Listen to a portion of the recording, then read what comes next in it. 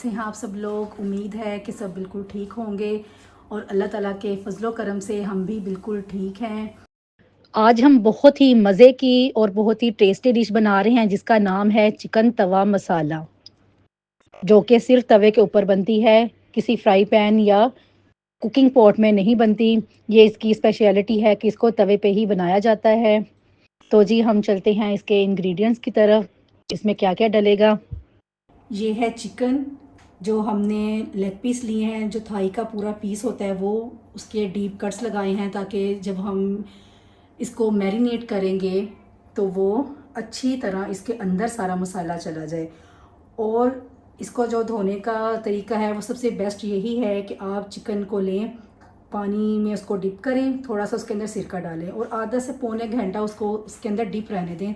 उसके साथ जो उसका ब्लड होगा वो सारा पानी के अंदर आ जाएगा और जो चिकन होगा वो बिल्कुल नीट एंड क्लीन हो जाएगा। फिर जब हम इसको वॉश करेंगे तो हमें ज़्यादा टाइम नहीं लगेगा इसको वॉश करने के लिए।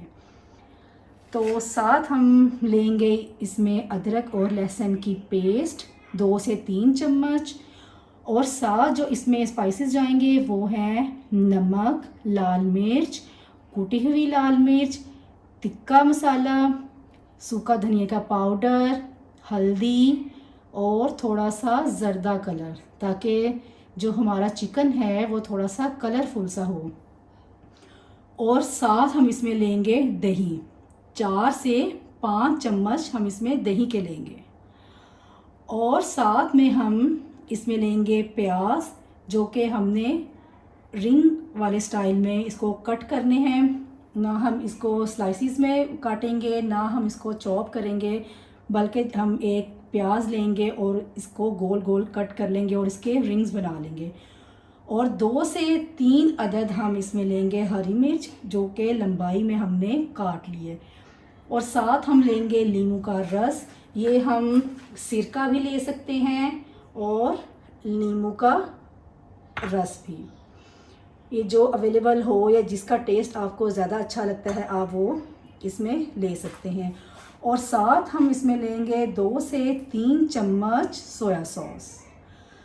तो चलें जी, अब हम जितने हमारे स्पाइसेस हैं, दही है, लहसुन अदरक का पेस्ट, सारा कुछ हम इसमें चिकन में डालेंगे और तकरीबन आधे से पौना घंटा हम इसको मैरिनेट करेंगे।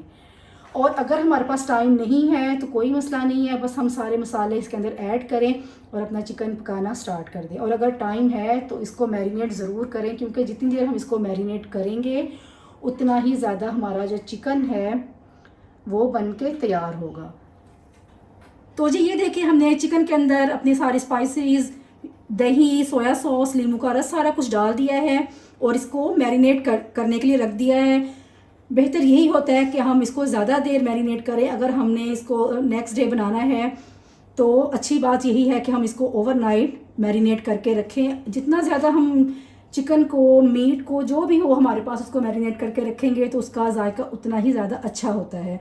और जो आज का हमारा चिकन है वो है तवा चिकन फ्राई, और ये तवे के ऊपर ही बनता है। ये फूड स्ट्रीट की बहुत ही स्पेशल और बहुत ही मशहूर रेसिपी है, जिसको लोग दूर दूर से खाने के लिए आते हैं। और मैं आज आपको वही सेम रेसिपी दे रही हूँ ताकि आप घर बैठे बहुत ही कम पैसों में ज़्यादा बना के अपने प्यारों को, अपनी फैमिली को, अपने बच्चों को, सबको खुश कर सकें।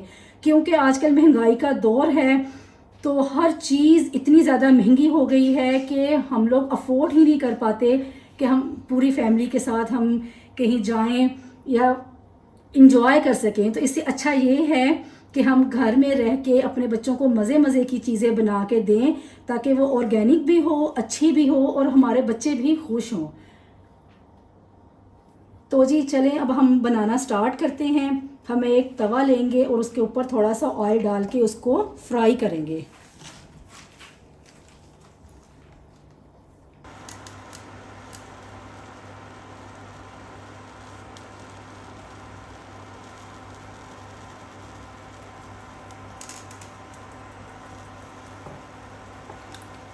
तो जी ये देखिए, हमने तवा ले लिया है और उसके ऊपर हमने ऑयल डाल दिया है। और अब हम थोड़ा सा वेट करेंगे कि ऑयल जो है वो थोड़ा सा गर्म हो जाए, तो फिर जो ہمارے چکن کے پیسز ہیں وہ ہم اس کو رکھ دیں گے اور بالکل ہلکی آگ پہ ہم اس کو پکائیں گے، کیونکہ یہ نہ ہونا کہ چکن اوپر سے تو پک جائے، اس کا کلر آ جائے لیکن وہ اندر سے کچا رہ جائے۔ تو ہم اس کو چکن کے پیسز کو ہم رکھ کے تو پھر اس کو کور کر کے 10 سے 15 منٹ کے لیے ایک سائڈ سے پکائیں گے اور 10 سے 15 منٹ کے لیے دوسری سائڈ سے اس کو پکائیں گے۔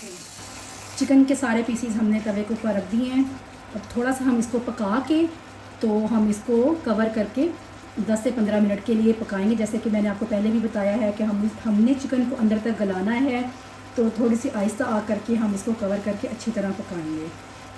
یہ آپ گھر میں اپنے بچوں کو بنا کے دیں، کیونکہ آج کل کے جو بچے ہیں وہ کچھ بھی نہیں کھاتے، جتنی مرضی ہم ان کے منتے ترلے کر لیں لیکن وہ نہ کوئی دال کھاتے ہیں نہ کوئی سبزی کھاتے ہیں، بس ان کو صبح دوپہر شام صرف چکن ہی چاہیے ہوتا ہے۔ اور ہم ان کو مثالیں دے رہے ہوتے ہیں کہ جب ہم آگے جتنے تھے تو ہم یہ بھی کھاتے تھے، یہ بھی کھاتے تھے، ہم ایسے بھی کرتے تھے، ویسے بھی کرتے تھے، لیکن یہ بھی سراسر جھوٹ ہی ہوتا ہے، کیونکہ ہم لوگ بھی یہی کچھ کرتے تھے اپنے بچپن میں، اور جو ہماری مائیں ہوتی تھیں وہ بھی ہمیں سیم یہی کچھ کہتی ہوتی تھی کہ جب ہم لوگ چھوٹے تھے ہم ایسے کرتے تھے، ویسے کرتے تھے، آپ لوگ تو ایسے کرتے ہو، بہت تنگ کرتے ہو۔ تو بس بچوں کو کھلانے کے بہانے ہوتے ہیں، چیزیں چینج کر کر کے کھلاتے رہیں، کبھی کچھ بنا دیں کبھی کچھ بنا دیں، تاکہ کم از کم وہ کھانا تو پیٹ بھر کے کھائیں نا، کیونکہ بچوں نے پڑھنا ہوتا ہے۔ آج کل تو اتنی زیادہ بیزی بچوں کی روٹین ہو گئی ہے کہ صبح سے لے کے دوپہر تک بچے اسکول رہتے ہیں، پھر انہوں نے آ کے قرآن پاک پڑھنا ہوتا ہے، پھر ٹیوشن پڑھنی ہوتی ہے، سارا دن پتہ ہی نہیں چلتا۔ تو اگر وہ پیٹ بھر کے کھانا ہی نہیں کھائیں گے تو نہ ہی وہ کوئی ایکٹیویٹی کر سکیں گے، نہ ہی کھیل سکیں گے، اور نہ ہی وہ پراپر پڑھ سکیں گے۔ تو بس بچوں کو ڈفرینٹ چیزیں بنا کے دیں جو کہ ان کے لیے ہیلدی بھی ہو اور وہ اچھی بھی ہو ان کے لیے۔ تو جو لیگ پیس ہوتے ہیں وہ تو بہت شوق سے بچوں کو اچھے لگتے ہیں، اور کوشش کریں کہ بچوں کو زیادہ فرائی چیزیں بھی نہ دیں، کیونکہ بچے بہت چھوٹے ہوتے ہیں، معصوم ہوتے ہیں، اگر ہم انہیں فرائی چیزیں ہی دیتے رہیں گے تو وہ بھی ان کی ہیلتھ کے لیے ٹھیک نہیں ہے۔ تو ان کو سبزیاں دیں، اور سبزیاں اگر وہ نہیں کھاتے تو ان کو ایسے دیں کہ ان کو پتہ ہی نہ چلے۔ جیسے کہ اگر ہم کباب بناتے ہیں تو اس کے اندر ہم جو بچے ویجیٹیبلس نہیں کھاتے تو وہ ساری بوائل کر کے ہم چکن کے اندر ساری ویجیٹیبلس کو ڈال کے تو وہ بچوں کو کھلا دیں، انہیں پتہ بھی نہیں چلے گا، اور وہ کباب بھی کھا لیں گے اور سبزیاں بھی ان کے اندر چلی جائیں گی، اور جو سبزیوں کی غذائیت ہوگی وہ بھی انہیں مل جائے گی۔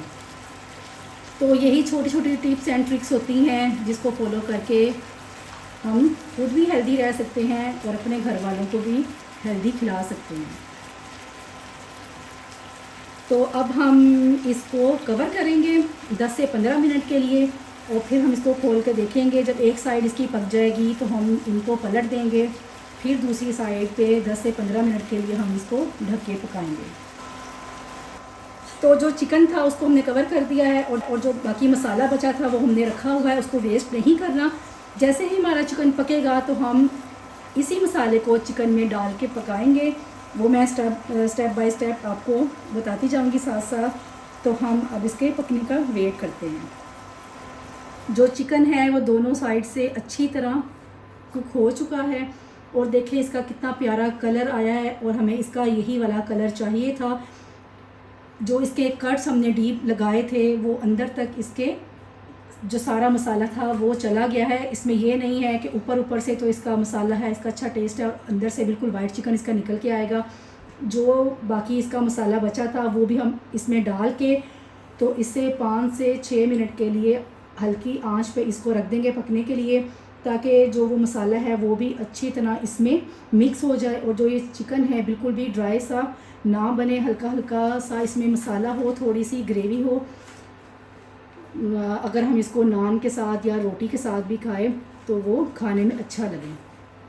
تو اب ہم جو مسالہ تھا وہ میں اس میں ڈال کے آپ کو دکھاتی ہوں۔ ابھی جو مسالہ ہے وہ سارا ہم نے جو لیگ پیس تھے اس کے اوپر ڈال دیا ہے، اور 5 سے 7 منٹ کے لیے ہم اس کو ڈھک کے آہستہ آگ پہ اچھی طرح پکائیں گے تاکہ یہ مسالہ اس کے اندر اچھی طرح رچ بس جائے. اور دوسری سائڈ پہ ہم ایک کوئلہ لیں گے, اس کو اچھی طرح ہم پکائیں گے. پھر جیسے ہی یہ مسالہ ڈرائی ہو جائے گا, تھوڑی سی اس کی گریوی بن جائے گی, تو ہم اس میں کوئلے کا دھواں دیں گے. چکن کو ڈھک کے ہم پکا رہے ہیں, اور دوسری سائڈ پہ آپ دیکھ سکتے ہیں کہ جو ہمارا کوئلہ ہے وہ چولہے کے اوپر رکھ دیا ہے. جتنی دیر میں چکن ریڈی ہوگا اتنی دیر میں کوئلہ بھی ریڈی ہو جائے گا. تو پھر ہم اس کا دھواں دیں گے, جو کہ ہمارے چکن کو مزید جو اس کا ذائقہ ہے اسے دوبالا کرے گا.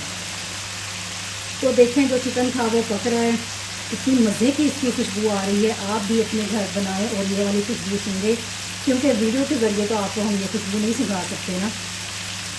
تو جو کوئلہ ہے وہ بھی ریڈی ہو رہا ہے. جیسے ہی وہ ڈھک, کیا اسے کہتے ہیں, مجھے کمنٹ باکس میں ضرور بتائیے گا کہ جب کوئلہ جلتا ہے تو اس کو کیا کہتے ہیں.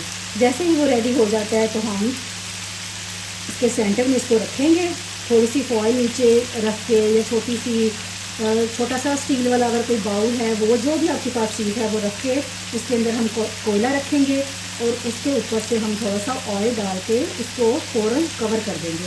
اور ساتھ ساتھ جو ہمارے رنگ میں کٹے ہوئے پیاز تھے اور سلائسز میں کٹی ہوئی ہری مرچیں تھیں وہ بھی ہم ساتھ اس کے رکھ دیں گے, تاکہ جو کوئلے کا دھواں ہے وہ بھی اس کے اندر اچھی طرح آ جائے.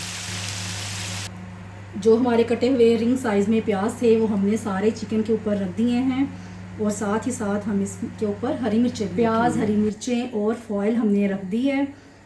تو اب ہم فوائل کے اوپر کوئلہ رکھیں گے, کیونکہ اگر ہم کوئلے کو ویسے ہی رکھ دیں گے تو جتنی کوئلے کی راکھ ہوگی وہ ساری چکن کے اندر چلی جائے گی.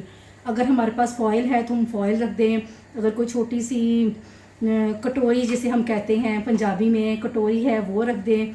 کوئی بھی چیز ہے, لیکن پلاسٹک کی کوئی چیز یا شیشے کی کوئی چیز نہ رکھیں, کیونکہ جو پلاسٹک کی ہوگی وہ میلٹ ہو جائے گی اور جو شیشے کی ہوگی وہ ٹوٹ جائے گی.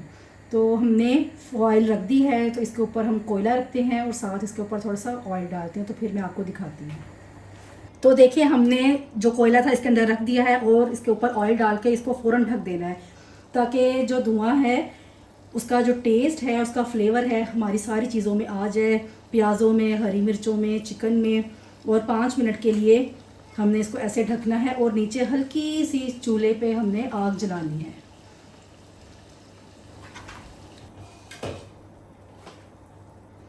تو دیکھیں ہماری کتنی اچھی اور کتنی مزے کی ہماری جو ڈش ہے وہ بن کے تیار ہوئی ہے. آپ بھی بنائیے اپنے گھر, سب کو کھلائیں اور داد وصول کریں, کیونکہ جتنی یہ دیکھنے میں مزے کی لگ رہی ہے کھانے میں اس سے بھی زیادہ مزے کی ہے. تو جی ملتے ہیں نیکسٹ ویڈیو میں, تب تک کے لیے اللہ حافظ. اور ویڈیو کو لائک ضرور کیجیے گا, اور جس نے اب تک سبسکرائب نہیں کیا وہ بھی پلیز سبسکرائب کر دیں, تاکہ نئی ویڈیوز اور اچھی اچھی ویڈیوز آپ کو ملیں.